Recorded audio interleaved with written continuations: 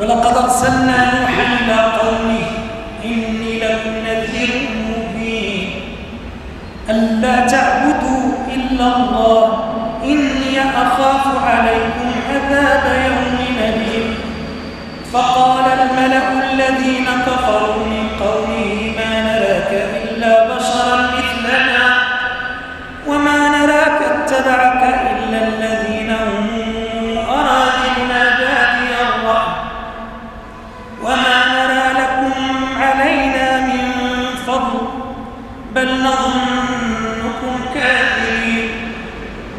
قال يا قوم أرأيتم إن كنت على